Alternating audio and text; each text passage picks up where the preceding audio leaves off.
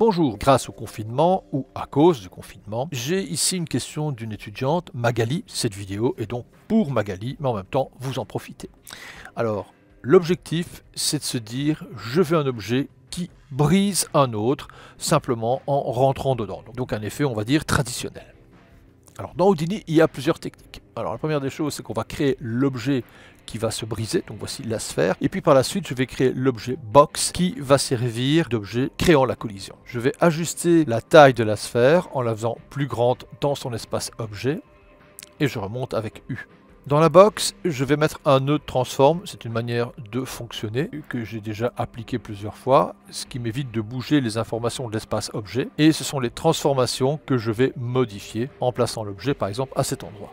Maintenant, on va créer des morceaux rapidement pour la sphère. Donc, j'active la sphère.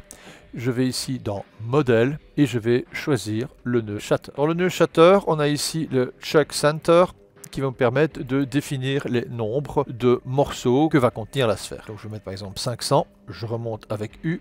La sphère est sélectionnée. Cette sphère va être un objet rigide. Ici, dans Rigid Body, Rigid Fracture Object. On va utiliser un système Packet Object pour qu'il soit reconnu dans les autres processus de dynamique et aussi afin d'optimiser le processus. Donc ça, j'avais déjà abordé dans d'autres vidéos qu'on retrouve dans mes formations. Bilan maintenant, si je fais play, les morceaux vont tomber d'un seul bloc.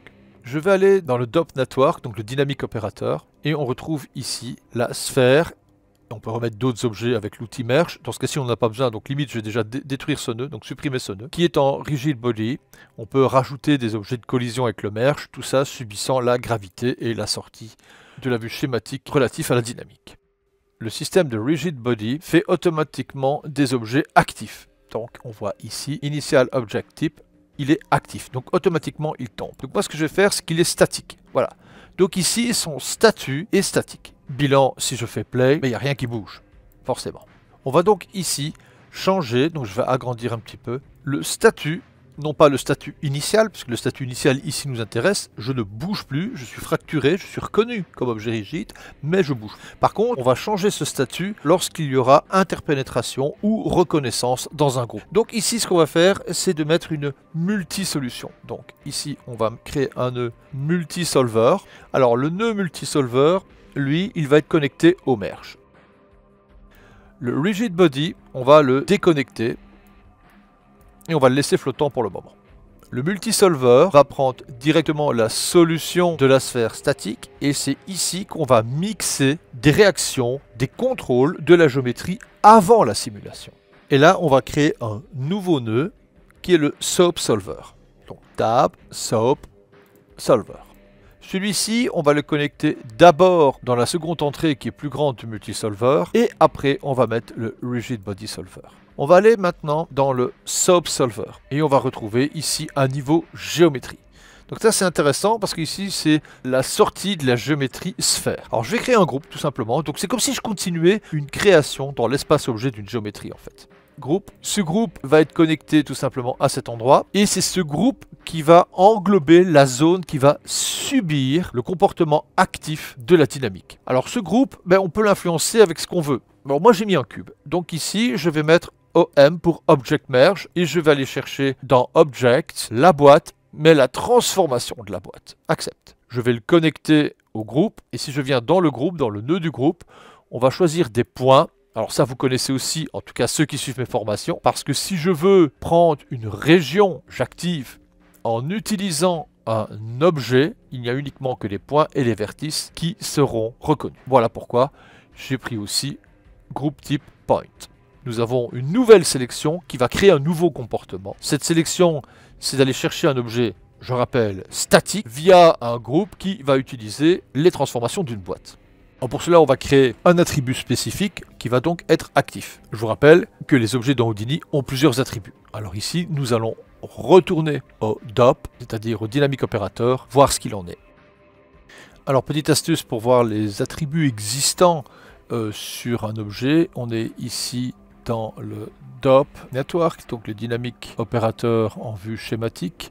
On a ici la sphère qui a des attributs de dynamique et dans ce cas-ci de rigid body. Si vous mettez sur le nœud et vous cliquez avec le bouton du milieu de la souris, et là nous voyons les attributs. Maintenant ce que nous allons faire, c'est modifier un des attributs, c'est-à-dire le rendre actif, puisque n'oublions pas pour l'instant que le système est en statique, c'est-à-dire qu'il ne bouge pas, et donc on va tout simplement demander à ce qu'il soit actif, donc qu'il bouge, et ce uniquement via le groupe. Bon allez, maintenant on va mettre notre attribut. Donc pour ça, on va retourner dans le nœud Soap Solver. Tab Attribut et on va prendre ce nœud-ci. On va connecter la première entrée et on va l'activer. On va choisir le groupe car c'est ça qui nous intéresse et tout ce qui va rentrer dans ce groupe, on va créer notre premier attribut. Donc on va intégrer un attribut actif. Alors pour ça, c'est pas compliqué, j'ai presque dit la solution. C'est I pour intégrer, at pour attribut. On va dire qu'il est actif. Donc, actif. On va laisser un espace. Et la valeur d'activation, dans ce cas-ci, c'est 1. Donc égal. Et on va mettre 1. On finalise l'expression par un point virgule.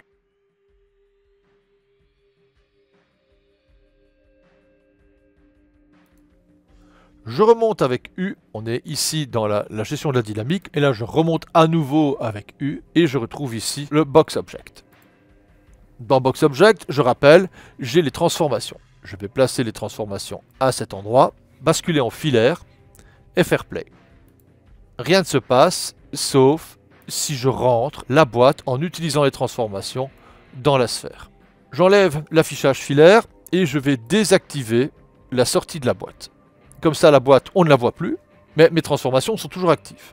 Je peux tout à fait animer ces transformations. Je rappelle que pour les déplacements, c'est Shift-T.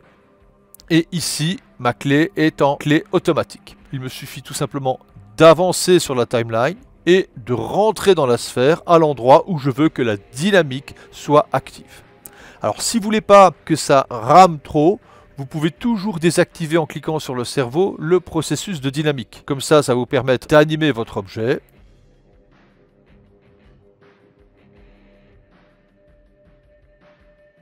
On regarde l'animation. Et maintenant, sur le premier frame, je réactive la dynamique. Je remonte avec U. Mon objet est invisible.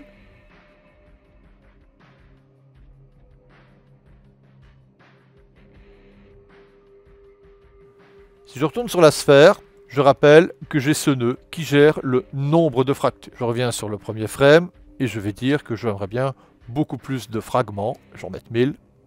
On peut rajouter comme ça autant de fractures et de morceaux que l'on veut.